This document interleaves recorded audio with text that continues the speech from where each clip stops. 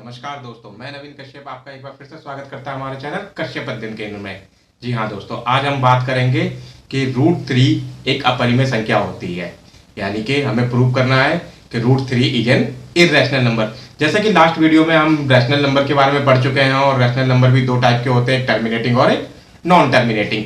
तो root three एक irrational number है, इसे प्रूव कैसे करा जाए? क्योंकि रैशनल नंबर की तो हमने डेफिनेशन पढ़ी है कि a number which is expressed in the form of p by q where q not equal to 0 and p q are co-prime number then the number is rational number।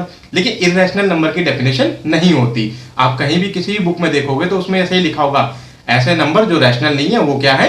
Irrational number. तो फिर irrational number हम पहचाने कैसे, prove कैसे करें, इसकी बात आज हम इस वीडियो में करेंगे। तो वीडियो को अंत तक देखते रहिए। रूट थ्री एक अपरिमेय संख्या है, रूट फाइव एक अपरिमेय संख्या है, so that root two is an irrational number. ऐसे क्वेश्चन एग्जाम में हर समय आते रहते हैं और आज मैं आपको इसी की एक शॉर्ट ट्रिक बताऊंगा। यानी कि मैं केवल एक क्वेश्चन आपको कराऊंगा, आपको वो फॉर्मेट याद रख लेना है। अगर आपने वो फॉर्मेट याद कर लिया तो आप कोई सा भी रूट का क्वेश्चन आए इरेशनल नंबर प्रूव करने का, बस आप उस वैल्यू को उसमें पुट करो और आंसर आता रहेगा। लेकिन सबसे पहले उस क्वेश्चन पे जो थ्योरम डिपेंड करती है उसको जरा थोड़ा समझ लेते हैं। ये थ्योरम जो है 1.3 है, लेकिन इसका प्रूफ तो हमें नहीं करना, लेकिन ये थ्योरम का यूज जरूर है उस क्वेश्चन को प्रूव करने के लिए। तो सबसे पहले देखते हैं थ्योरम 1.3 क्या कहती है।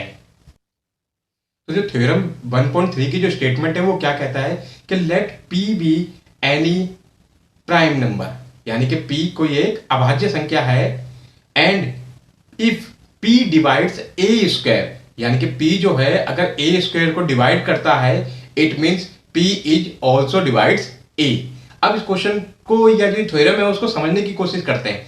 यानी कि कह रहा है p एक अभाज्य संख्या, यानी कि कोई भी प्राइम नंबर ले लेंगे, 2 3 5 ऐसे जो होते हैं प्राइम नंबर हमने पहले पढ़ चुके हैं।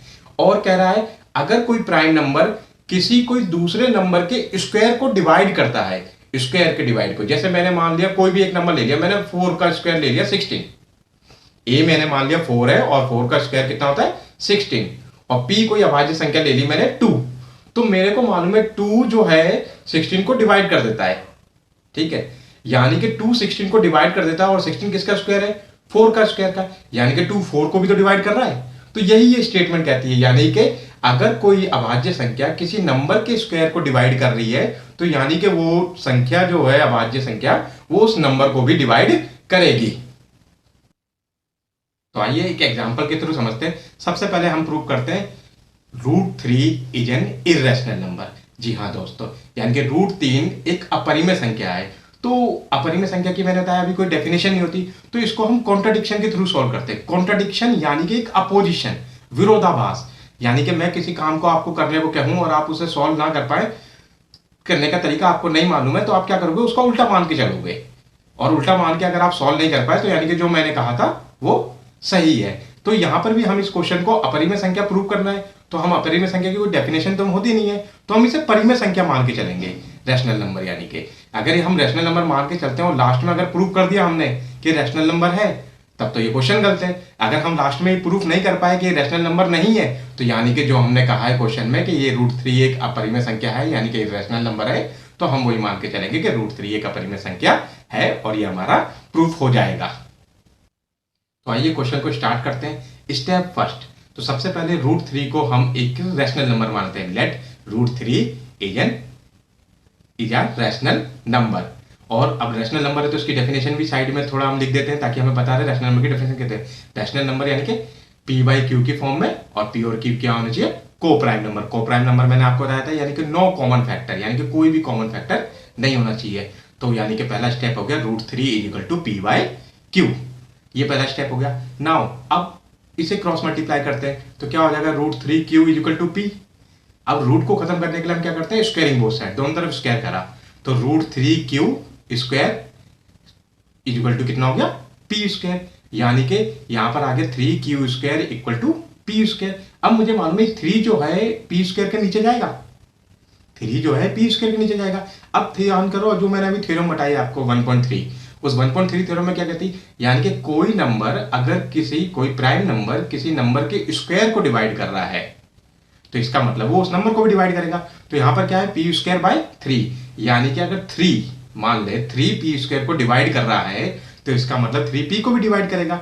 तो हम अगली लाइन में क्या लिखेंगे, 3 divides P square. It implies, ये ध्यान रखना, ये जो साइन है इट इम्प्लाइज का, ये बहुत जरूरी है। इट इम्प्लाइज मतलब ऊपर वाला स्टेप ट्रू होगा तभी ये स्टेप ट्रू होगा। अक्सर बच्चे क्या होते हैं, नोटेशन का ध्यान नहीं रखते, कोई सा भी साइन लगा लेते हैं। तो इट इम्प्लाइज 3 डिवाइड्स पी, तो ये पहली स्टेटमेंट आगे हमारी 3p को डिवाइड कर रहा है। अब हमें मालूम है कोई भी नंबर अगर किसी को डिवाइड करता है इसका मतलब वो उसके मल्टीपल के फॉर्म में होता है, यानी कि जो p होगा वो 3 का मल्टीपल होगा, यानी कि p या तो 3 होगा, 6 होगा, 9 होगा, 12 होगा, ऐसे ही कोई नंबर होगा तभी तो 3 से डिवाइड हो रहा है। तो हम लेट कर लेते हैं p = 3m, ये हो गया। अब ये जो p = 3m हमने पुट करा है, इसे हम पुट करते हैं ऊपर फर्स्ट इक्वेशन में। जी हाँ दोस्तों, जो हमने हमारी थी ना 3q² = p², इसमें पुट करते हैं। तो क्या हो गया, 3q² as it is, p के जगह मैंने क्या पुट कर दिया, 3m, क्योंकि p जो है 3 का मल्टीपल है, तो p = क्या माना था, 3m, तो p के जगह 3m पुट करूंगा। अब स्क्वायरिंग बोथ साइड करा तो 3m का स्क्वायर करा तो कितना हो गया, 9m², और यहाँ पर क्या है 3q², तो 3q² बराबर 9m²। अब क्या 3 से 9 डिवाइड होगा तो क्या बचेगा, 3m², और इधर क्या है 3q²। तो यानी कि अब की बार 3 किसके साथ है, m² के साथ में, तो इस बार 3 किसके नीचे आएगा, q² के। फिर वही थ्योरम 1.3 यूज करते हैं हम, तो फिर क्या होगा, यानी कि 3 किसको डिवाइड करेगा, q² को। 3q² को डिवाइड कर रहा है, इट इंप्लाइज 3 किसको डिवाइड करेगा, q को।